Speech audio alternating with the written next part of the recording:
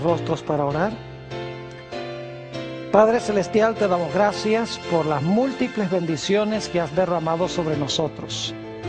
Te pedimos, Señor, que al estudiar tu palabra este día, tu Espíritu Santo se acerque a nosotros y nos dé mentes claras y corazones dispuestos a recibir la semilla de la verdad. Te lo pedimos en el precioso nombre de tu Hijo, Cristo Jesús. Amén. Quiero extenderle un saludo muy cordial a todos aquellos que nos acompañan en nuestra reunión de hoy. Estamos muy contentos de tenerles con nosotros. También quiero extenderle un saludo muy cordial a aquellas personas que nos están viendo en las pantallas de televisión en los diferentes países de habla hispana. Estamos muy contentos de que nos estén acompañando en el día de hoy. El título de nuestro tema de hoy es La generación de Enoc. Y quiero comenzar describiendo cómo será el grupo de personas que vivirán en este mundo inmediatamente antes de la segunda venida de Jesús. Quiero que noten que los que vivirán en este planeta tendrán tres características básicas. Quiero leer en primer lugar Apocalipsis el capítulo 12 y el versículo 17. Allí hallamos dos de las tres características.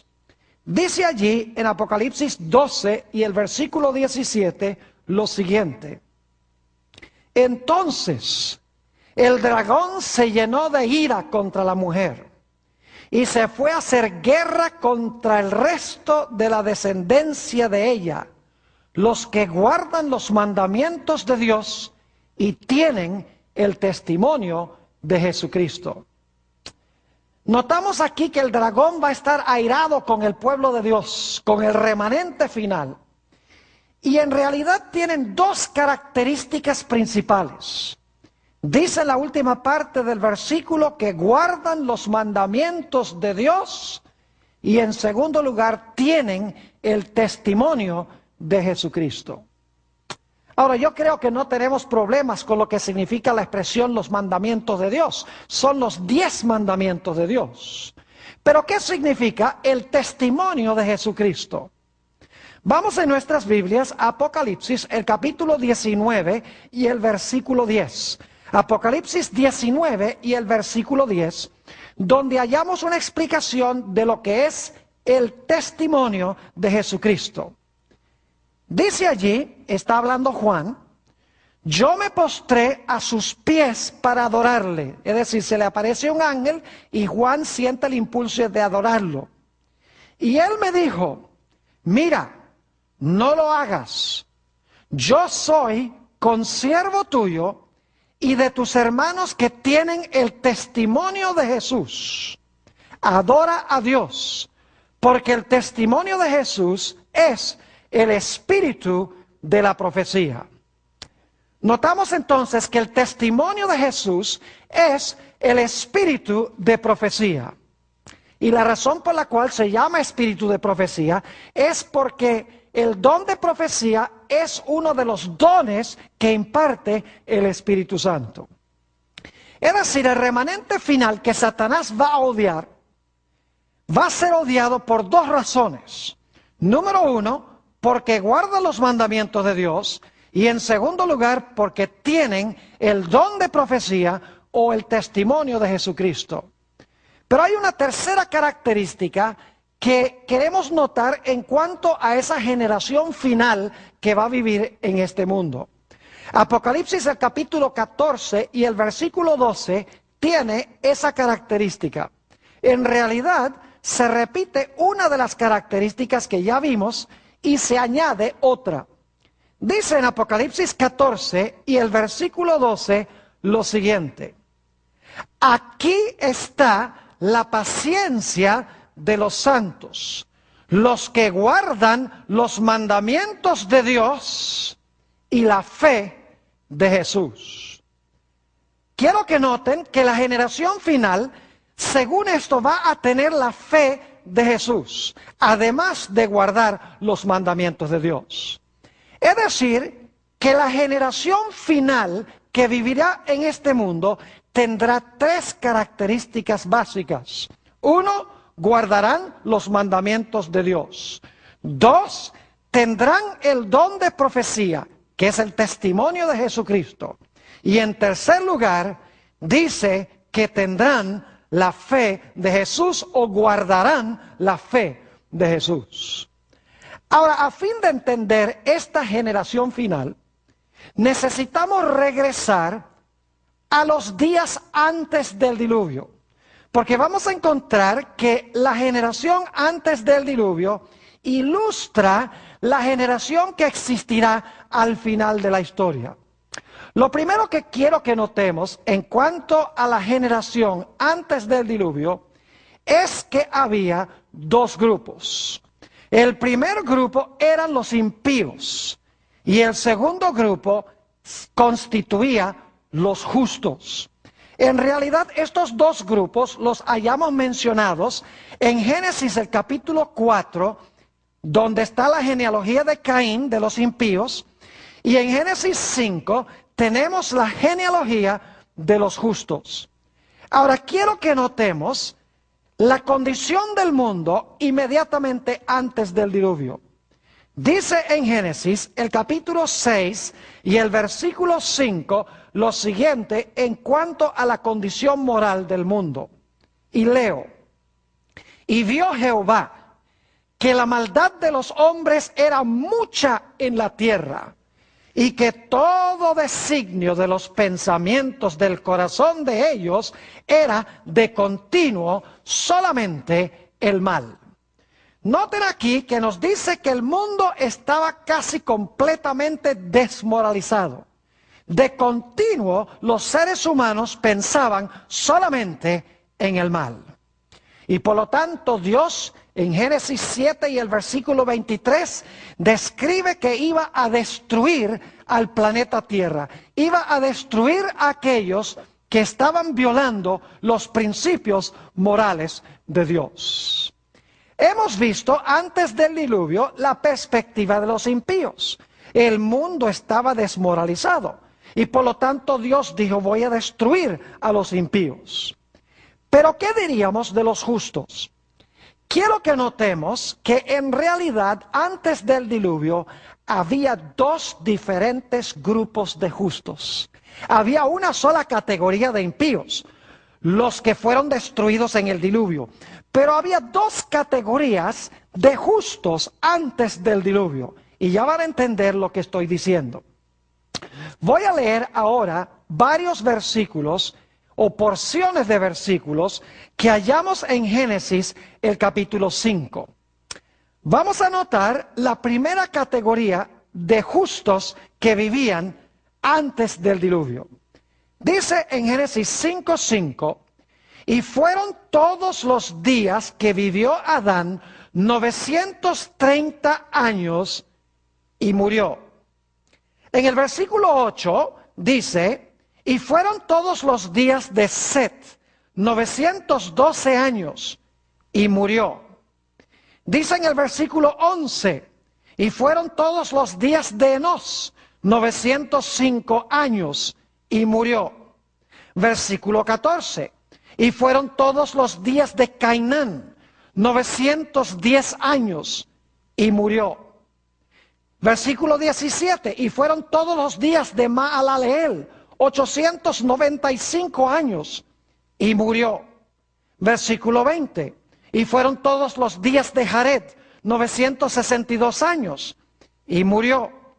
En el versículo 27 dice: fueron pues todos los días de Matusalén 969 años y murió. En el versículo 31 dice: y fueron todos los días de Lamec 777 años y murió. Y finalmente en Génesis 9:29 dice: y fueron todos los días de Noé 950 años y murió.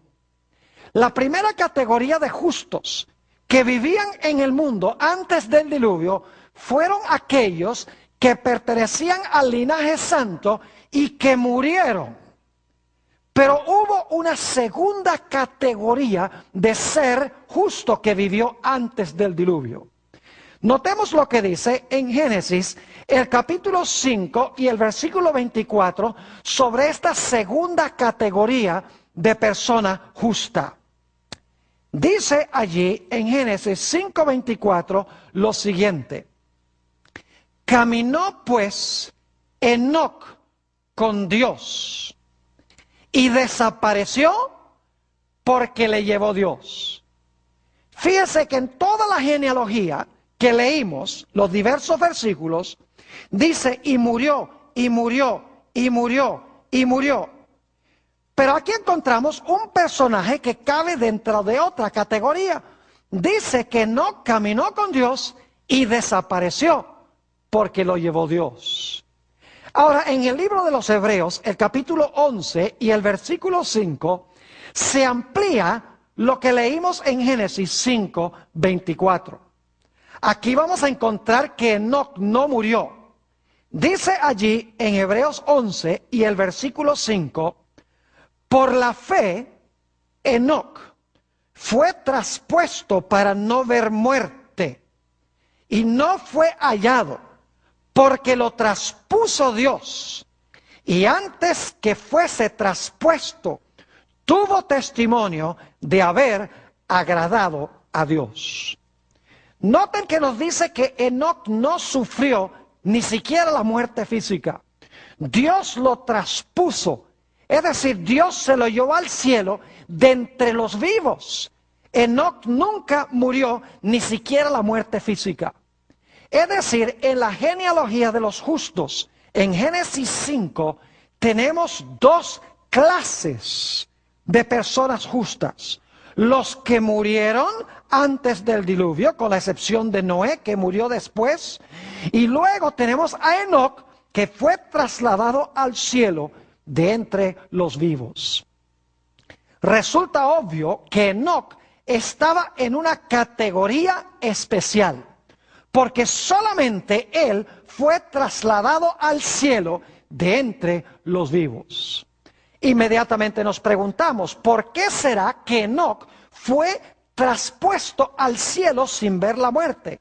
Mientras que todos los otros héroes pasaron por la experiencia de la muerte y resucitarán cuando Jesús venga, porque eran fieles. Bueno, quiero decirles que en la Biblia Enoc se menciona solamente en 4 pasajes.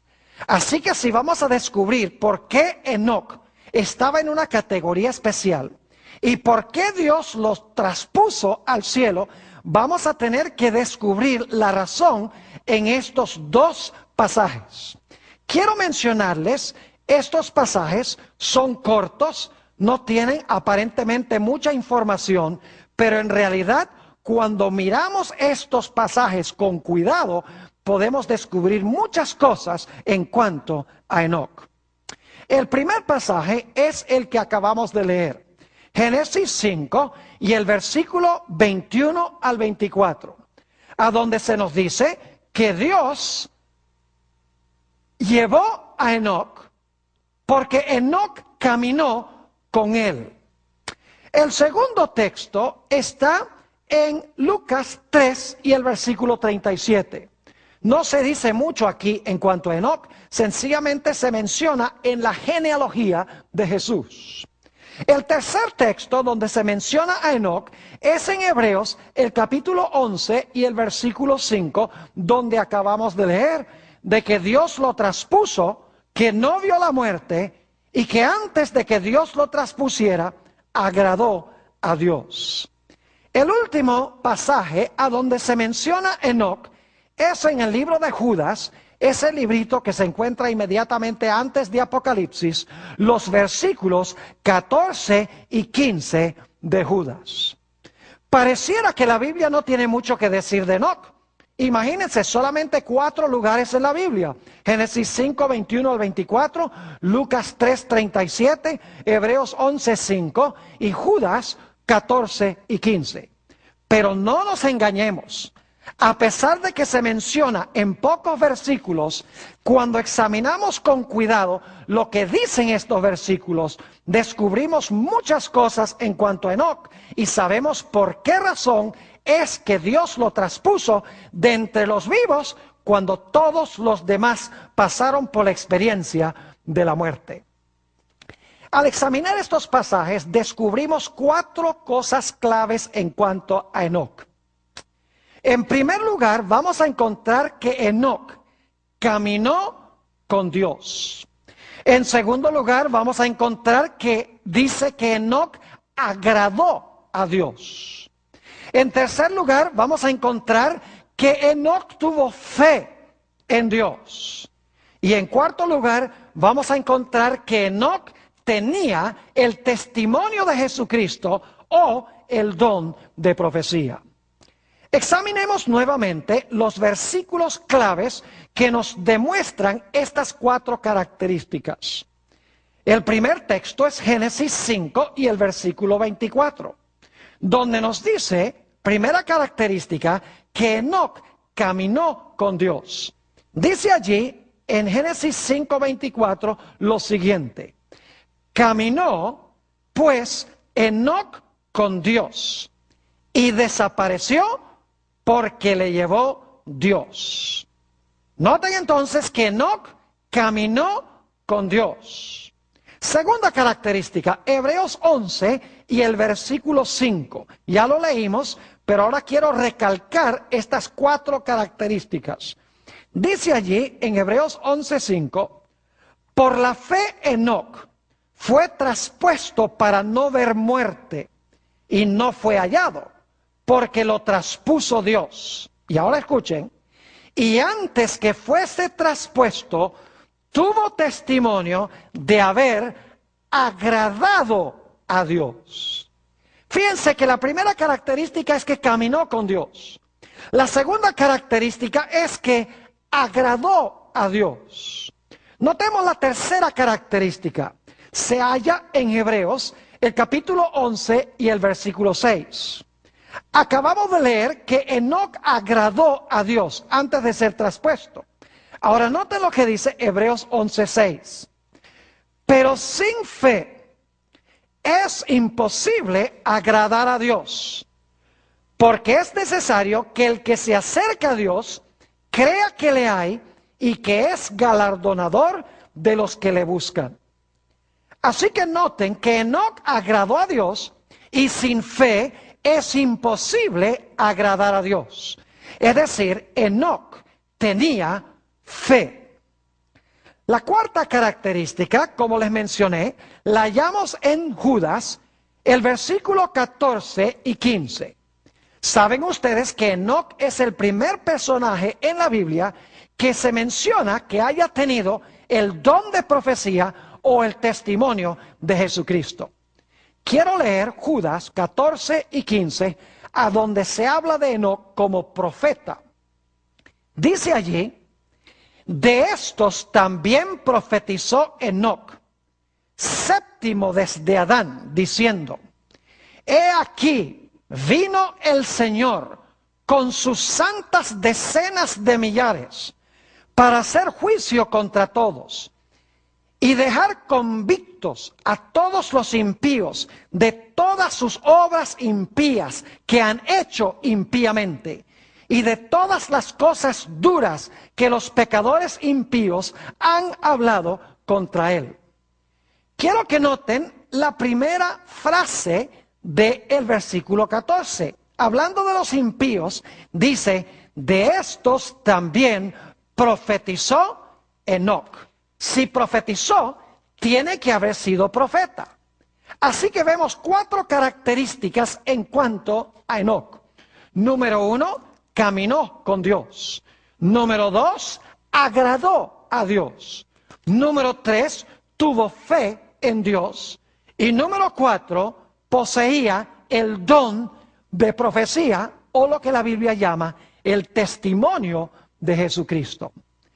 Ahora vamos a examinar cada una de estas características, porque como les mencioné, solamente tenemos unos pocos versículos en cuanto a Enoc, Pero cuando miramos en el resto de la Biblia, lo que significa caminar con Dios, lo que significa agradar a Dios, lo que significa tener fe en Dios y lo que significa el testimonio de Jesucristo, en otros pasajes, fuera de los que mencionan a Enoc, captamos un cuadro de la razón por la cual Enoc estaba en una categoría especial.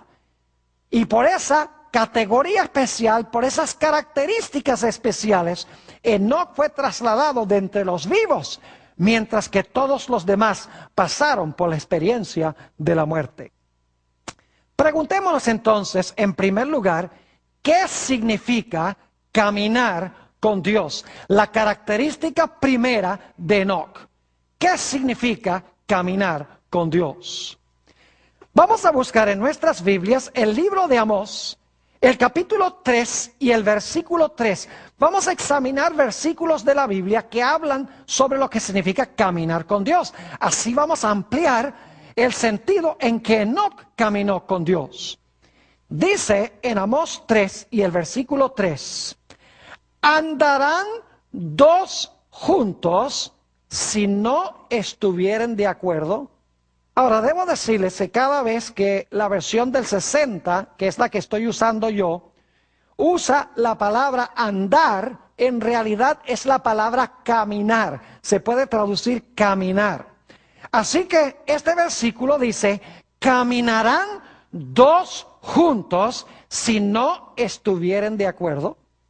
Notamos entonces que si Enoc caminó con Dios, tenía que estar de acuerdo con el corazón de Dios. Ahora, saben que muchas veces en el Antiguo Testamento, cuando se menciona caminar con Dios, se vincula con guardar los mandamientos de Dios. Noten, por ejemplo, Deuteronomio 10 y los versículos 12 y 13. Deuteronomio 10 y los versículos 12 y 13. Quiero que noten las diferentes palabras que se conectan o se vinculan, que tienen que ver con caminar con Dios. Dice allí, ahora pues, Israel, ¿qué pide Jehová de ti? Sino que temas a Jehová tu Dios, que andes en todos sus caminos. Se podría traducir, aunque es redundante, que camines en todos sus caminos. Y que lo ames y sirvas a Jehová tu Dios con todo tu corazón y con toda tu alma. Y ahora escuchen, que guardes los mandamientos de Jehová y sus estatutos que yo te prescribo hoy para que tengas prosperidad. Noten los términos sinónimos en este pasaje. Habla de caminar con Dios, habla de amar a Dios, servir a Dios, y habla de guardar los mandamientos de Dios.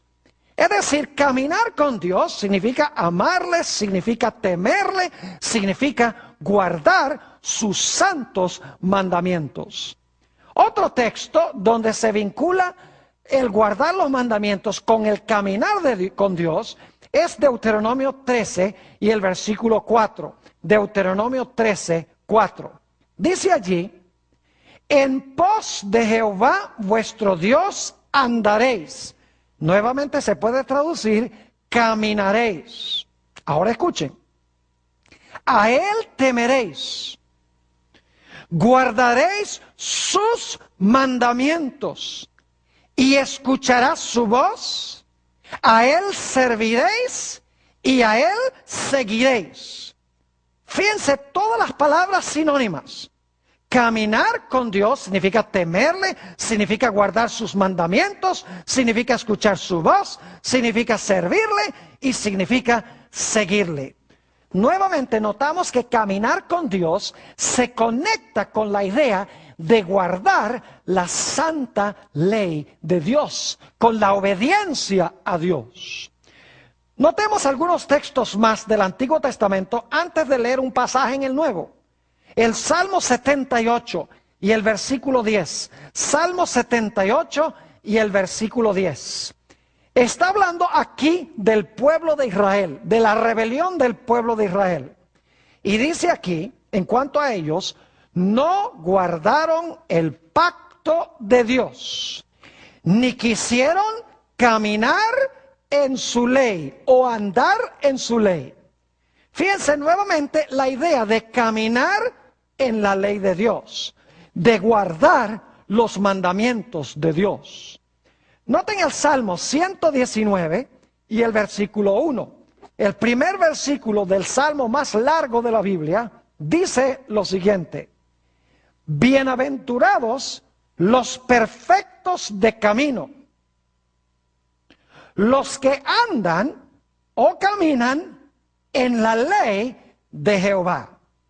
Fíjese que en todos estos versículos se conecta la idea de caminar con Dios con guardar su ley, con servirle, con seguirle, con obedecerle.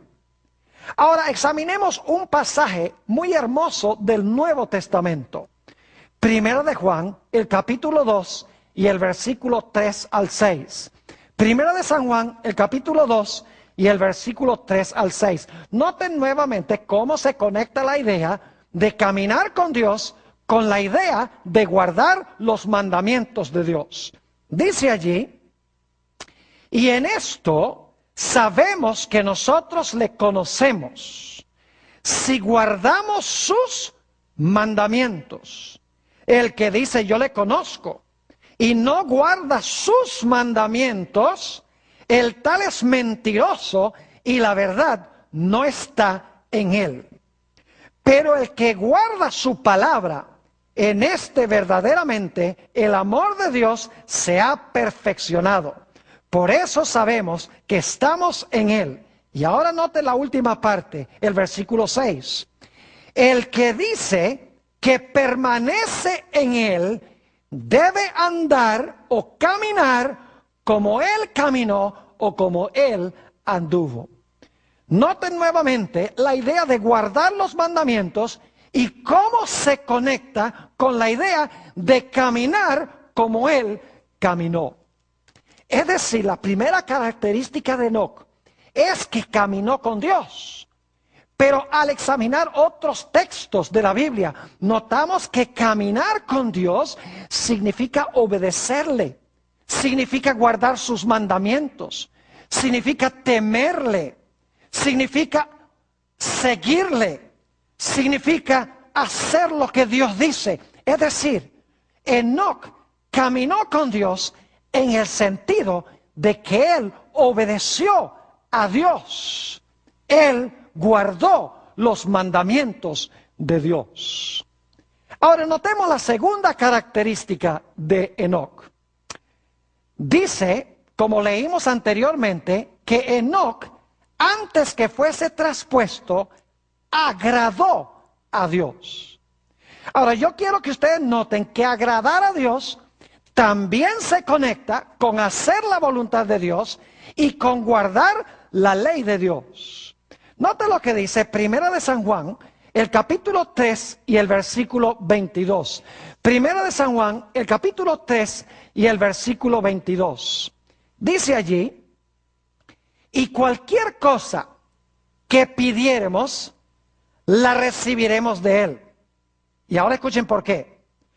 Porque guardamos sus mandamientos, y ahora escuchen, y hacemos las cosas que son agradables delante de él.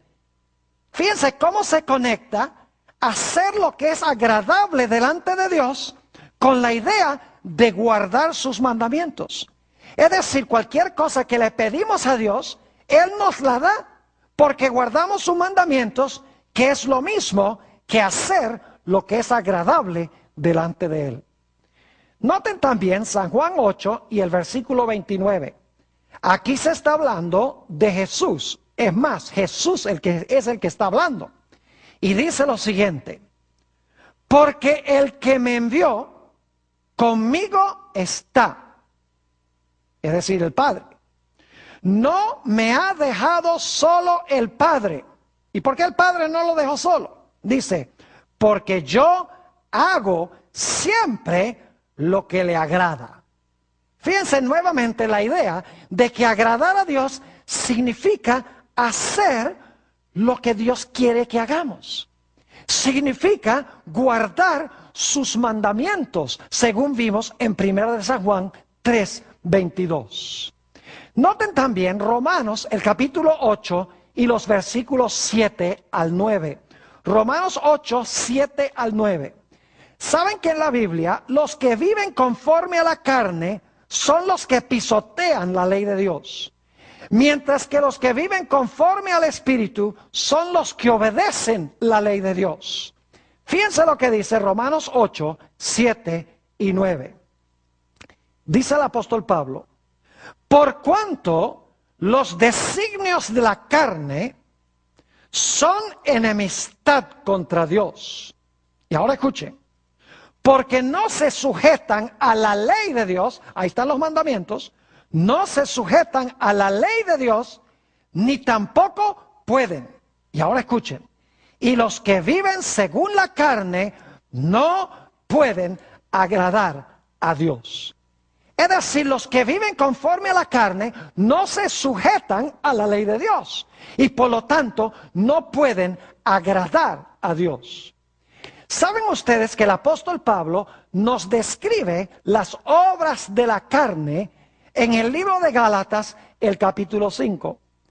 Y mirando con cuidado esta lista, nos damos cuenta que cada uno de los pecados que él menciona es una violación de uno de los 10 mandamientos. Estas son las cosas que menciona: adulterio, fornicación, inmundicia, lascivia, idolatría, hechicerías, enemistades, pleitos, celos, iras, contiendas, disensiones, herejías, envidias, homicidios, borracheras, orgías y cosas semejantes a estas. Si tuviéramos tiempo, analizaríamos cada una de estas palabras y nos daríamos cuenta que las obras de la carne son violaciones de la ley de Dios, porque la carne no se sujeta a la ley de Dios, ni tampoco puede. Quiero leerles una cita que encontramos en Patriarcas y Profetas, página 72. Este es nuestro otro libro texto, además del libro de Génesis, en este seminario. Habla aquí sobre cómo fue el caminar de Enoc con Dios. Dice la autora: el caminar de Enoc con Dios no era en arrobamiento o en visión, sino en el cumplimiento de los deberes de su vida diaria. No se aisló de la gente, convirtiéndose en ermitaño, pues tenía una obra que hacer para Dios en el mundo, en el seno de la familia y en sus relaciones con los hombres, ora como esposo o padre, ora como amigo o ciudadano. Fue firme y constante siervo de Dios. Hemos visto entonces que Enoc caminó con Dios, que se conecta con guardar los mandamientos de Dios. Nos dimos cuenta que también agradó a Dios, que se vincula al igual con guardar la ley de Dios, con obedecer la voluntad de Dios. Pero Enoc tenía una tercera característica. Enoc tenía fe. Note lo que dice en Hebreos el capítulo 11 y el versículo 1 sobre lo que es la fe. Nos dimos cuenta en Hebreos 11:6 que dice que sin fe es imposible agradar a Dios. Y en el versículo anterior dice que Enoc agradó a Dios. Ahora, si Enoc agradó a Dios y sin fe es imposible agradar a Dios, entonces Enoc era un hombre de gran fe. Pero surge la pregunta: ¿qué es la fe que tuvo Enoc? ¿En qué tuvo fe? Noten Hebreos el capítulo 11 y el versículo 1, a donde tenemos la definición de la fe que tenía Enoc. Dice allí: es pues la fe la certeza de lo que se espera, la convicción de lo que no se ve. Ahora inmediatamente nos preguntamos: ¿qué es lo que estaba esperando Enoc? ¿qué es lo que Enoc no podía ver con sus ojos, que podía ver a través de la fe? No cabe duda alguna, como hemos estudiado en un tema anterior, de que Enoc miraba hacia la ciudad cuyo constructor y artífice era Dios. Aunque el cuerpo de Enoc estaba en la tierra, aunque cumplía todos los deberes diarios fielmente, aunque buscaba agradar a Dios a cada instante, aunque guardaba los mandamientos de Dios, mientras caminaba en la tierra, en la voluntad de Dios, el cuerpo de Enoc estaba en la tierra, pero su mente estaba en el cielo. Él miraba hacia la ciudad que él esperaba en el futuro. Él tenía la convicción de que ese mundo era real, aunque no lo podía ver con sus ojos físicos. Es decir, tenía fe en el reino venidero. Anhelaba estar con Jesús en esa patria. No podía concebir de caminar más en este mundo espiritualmente con Dios. Quería caminar en la santa ciudad físicamente con Dios. En Patriarcas y Profetas, la página 75, encontramos la declaración de la misma autora sobre la experiencia de Enoc. Dice allí: pero el corazón de Enoc estaba puesto en los tesoros eternos. Fíjense eso, el corazón de Enoc estaba puesto en los tesoros eternos. Había contemplado la ciudad celestial. Había visto al Rey en su gloria en medio de Sión. Su mente, su corazón y su conversación se concentraban en el cielo. Cuanto mayor era la iniquidad prevaleciente, tanto más intensa era su nostalgia del hogar de Dios. Mientras estaba aún en la tierra, vivió por la fe en el reino de luz. Entonces estamos viendo que la generación final que vivirá en este mundo tendrá las mismas características que Enoc. Es decir, será un grupo que caminará con Dios, que significa que guardarán su ley. Será un grupo que agradará a Dios. Es decir, no van a vivir conforme a la carne, sino conforme al Espíritu. No van a contrariar la ley de Dios, sino que van a guardar la santa ley de Dios. Y nos hemos dado cuenta que también van a tener la fe que tenía Enoc. Se van a cansar de este mundo. No pueden concebir de vivir un solo día más aquí sin estar en la patria con Jesús. Pero Enoc poseía una cuarta característica, la que se menciona en Judas 14 y 15. Enoc tenía el testimonio de Jesucristo. Enoc tenía, en otras palabras, el don de la profecía. Lo vimos en el libro de Judas, los versículos 14 y 15, donde dice que Enoc fue séptimo desde Adán y profetizó en cuanto a la maldad del mundo y cómo el mundo iba a ser destruido por causa de esa maldad. Nuevamente dice en Judas 14 y 15 lo siguiente: de estos también profetizó Enoc, séptimo desde Adán, diciendo: he aquí vino el Señor con sus santas decenas de millares, para hacer juicio contra todos, y dejar convictos a todos los impíos de todas sus obras impías que han hecho impíamente, y de todas las cosas duras que los pecadores impíos han hablado contra él. Noten que no solamente vivía Enoc una vida santa, sino a través del don de profecía, desenmascaró y amonestó al mundo por causa de su maldad, y le advirtió al mundo que cambiaran sus caminos por el poder de Dios, o si no, Dios iba a venir en juicio en contra de ellos. En el libro Patriarcas y Profetas, la página 73, encontramos esta declaración en cuanto al don profético que tenía Enoc. Dice: por medio de santos ángeles, Dios reveló a Enoc su propósito de destruir al mundo mediante un diluvio. Y también le hizo más manifiesto el plan de la redención. mediante el espíritu de profecía, lo llevó a través de las generaciones que vivirían después del diluvio y le mostró los grandes eventos relacionados con la segunda venida de Cristo y el fin del mundo. Es decir, Enoc caminó con Dios. Enoc agradó a Dios. Enoc tenía fe en Dios. Enoc tenía el don de profecía. Su vida santa desenmascaraba el pecado de la civilización de aquella época. Y bajo inspiración del espíritu de profecía, habló en contra del pecado y llamó al mundo a arrepentirse. En la misma página 75 de Patriarcas y Profetas encontramos esta declaración: bienaventurados los de limpio corazón, porque ellos verán a Dios. Durante 300 años, Enoc buscó la pureza del alma para estar en armonía con el cielo. Durante 3 siglos caminó con Dios. Día tras día anheló una unión más íntima. Esa comunión se hizo más y más estrecha hasta que Dios lo llevó consigo.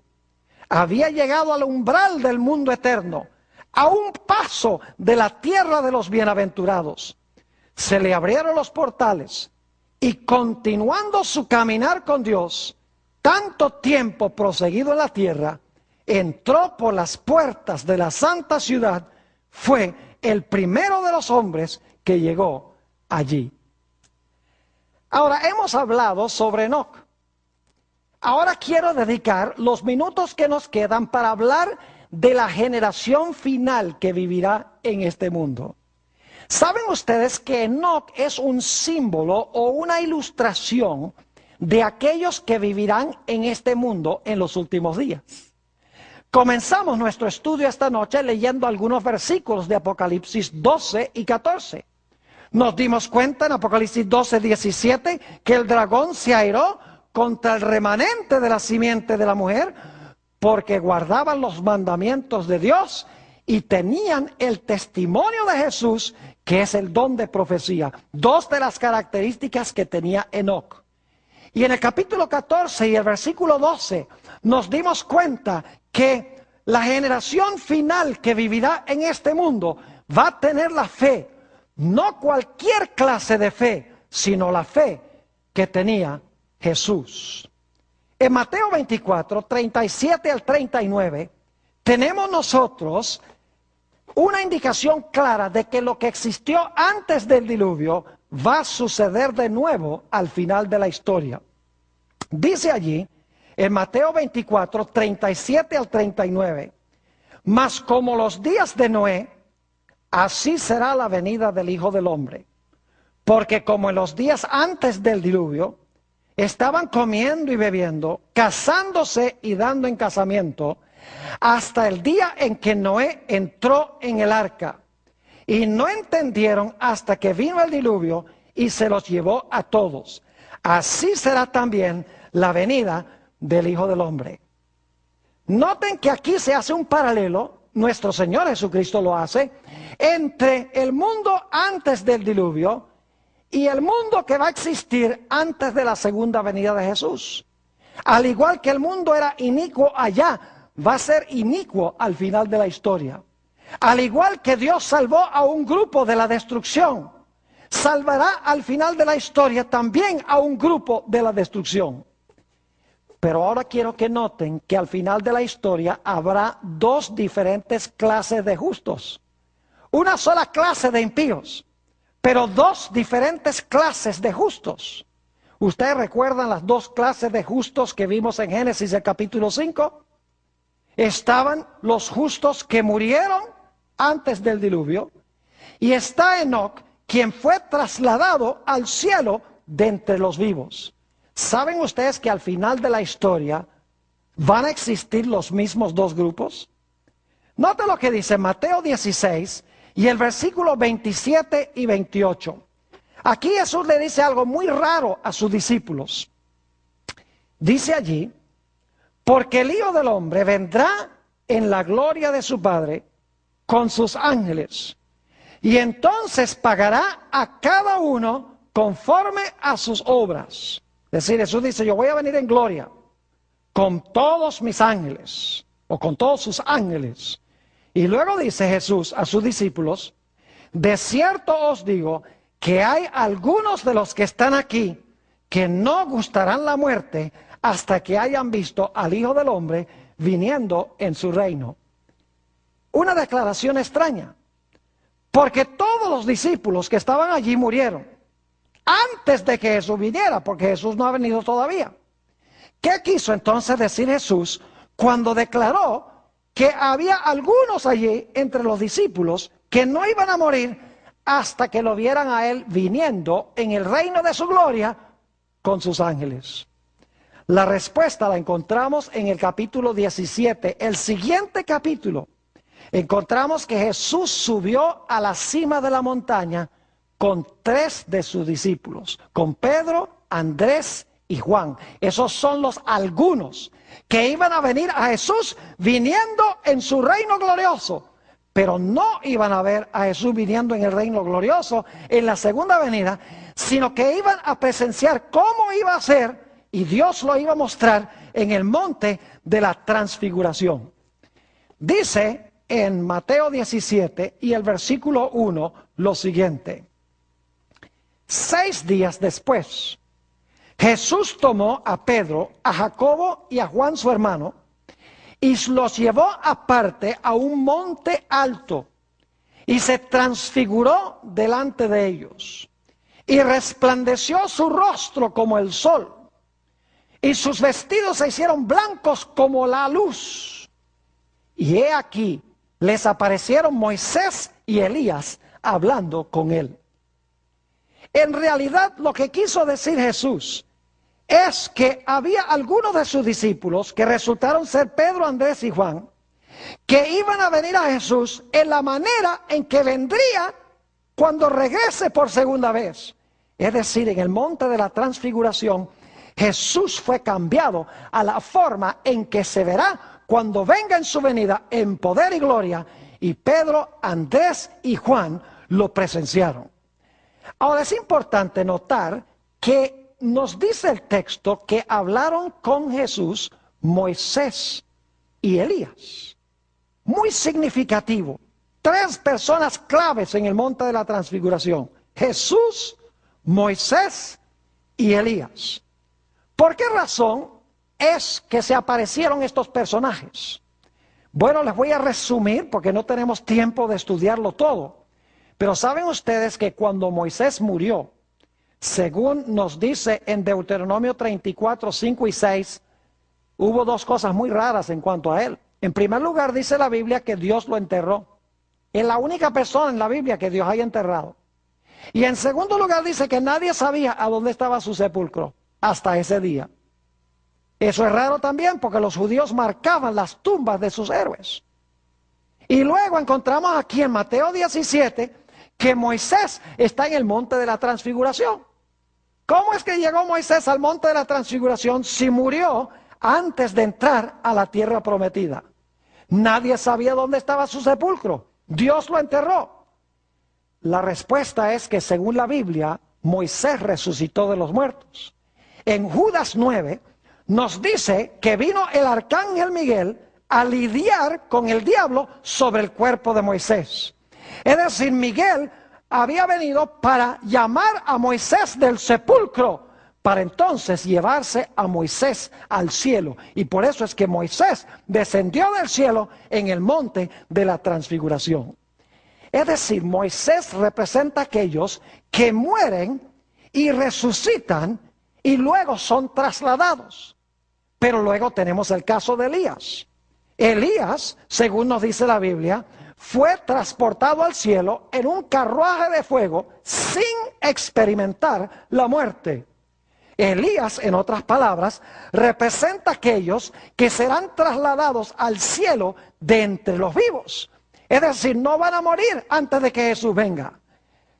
Y claro, el que va a resucitar a los que murieron en Cristo y el que va a transformar a los que están vivos cuando Jesús venga es Jesús mismo. Leámoslo en los escritos del apóstol Pablo, Primera de Tesalonicenses, el capítulo 4 y el versículo 16 al 18. Dice allí el apóstol Pablo, hablando de la segunda venida de Jesús, porque el Señor mismo, con voz de mando, con voz de arcángel, con trompeta de Dios, descenderá del cielo, y los muertos en Cristo resucitarán primero. Esos son los representados por Moisés, quien murió y resucitó. Luego sigue diciendo, luego nosotros, los que vivimos, esos son representados por Enoc, los que hayamos quedado, seremos arrebatados juntamente con ellos en las nubes para recibir al Señor en el aire, y así estaremos siempre con el Señor. Es decir, que tenemos la misma representación al final que hubo en los días de Enoc. Tenemos dos grupos de justos, los que van a morir y resucitar para encontrarse con Jesús en las nubes, y aquellos que van a ser trasladados al cielo de entre los vivos como Enoc. Ahora, no podría concluir este tema sin recalcar y enfatizar que el Nuevo Testamento nos indica repetidas veces que los que van a estar vivos cuando el Señor Jesucristo venga van a tener un carácter muy especial. Van a ser como Enoc, van a guardar los mandamientos de Dios. Su único interés en la vida va a ser agradar a Dios. Van a tener también el don de la profecía para desenmascarar el mal en el mundo y llamar a los impíos al arrepentimiento. Van a tener la fe de Jesús, una fe inquebrantable. Aunque sus cuerpos van a estar en la tierra, sus mentes van a estar con Jesús en la patria celestial. Y no van a soportar la idea de vivir un solo día más aquí en este planeta. Vez tras vez, el Nuevo Testamento enfatiza que se necesita una preparación especial, como la que tuvo Enoc, para estar vivo cuando el Señor Jesucristo regrese en poder y gloria. Permítame mencionarles algunos de esos versículos. San Mateo 5 y el versículo 8 dice, bienaventurados los de limpio corazón o los de puro corazón, porque ellos verán a Dios. Note lo que dice el libro de los Hebreos, el capítulo 12 y el versículo 14. Hebreos, el capítulo 12 y el versículo 14. Hablando de los que van a vivir en este planeta en los últimos días, los que van a ver al Señor, dice, seguid la paz con todos y la santidad, sin la cual nadie verá al Señor. Es decir, el pueblo de Dios va a desarrollar como Enoc la santidad, sin la cual nadie verá al Señor cuando venga. Noten Efesios, el capítulo 5, vez tras vez encontramos esta idea de que la iglesia final, la que va a pasar por la tribulación, los que van a estar vivos, van a tener un carácter limpio, especial, van a guardar la ley de Dios, van a agradar a Dios, van a predicar al mundo el arrepentimiento de las obras impías y van a tener una fe inquebrantable como la que tuvo Enoc, y van a ser trasladados de entre los vivos. Dice en Efesios 5 y el versículo 25, maridos, amad a vuestras mujeres, así como Cristo amó a la iglesia y se entregó a sí mismo por ella. Y ahora fíjense por qué se entregó Jesús. Para santificarla, habiéndola purificado en el lavamiento del agua por la palabra, a fin de presentársela a sí mismo, una iglesia gloriosa, que no tuviese mancha, ni arruga, ni cosa semejante, sino que fuese santa y sin mancha. Fíjese la característica que se da de este grupo en Apocalipsis, el capítulo 14 y el versículo 5. Dice en cuanto a este grupo, y en sus bocas no fue hallada mentira, pues son sin mancha delante del trono de Dios. Vamos a necesitar estar muy cerca de Dios para pasar victoriosamente por la tribulación final. Vamos a necesitar el carácter que tuvo Enoc. Quiero leer para terminar un pasaje del otro libro texto, Patriarcas y Profetas. Dice lo siguiente en la página 77. El piadoso carácter de este profeta representa el estado de santidad que deben alcanzar todos los que serán comprados de entre los de la tierra en el tiempo de la segunda venida de Cristo. En ese entonces, así como en el mundo antediluviano, prevalecerá la iniquidad, siguiendo los impulsos de su corrupto corazón y las enseñanzas de una filosofía engañosa. El hombre se rebelará contra la autoridad del cielo.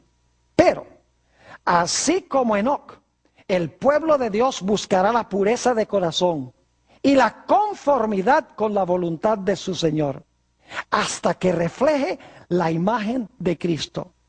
Tal como lo hizo Enoc, anunciarán al mundo la segunda venida del Señor y los juicios que merecerá la transgresión. Y mediante su conversación y ejemplo, santos condenarán los pecados de los impíos. Así como Enoc fue trasladado al cielo antes de la destrucción del mundo por un diluvio, así también los justos vivos serán traspuestos de la tierra antes de la destrucción por el fuego.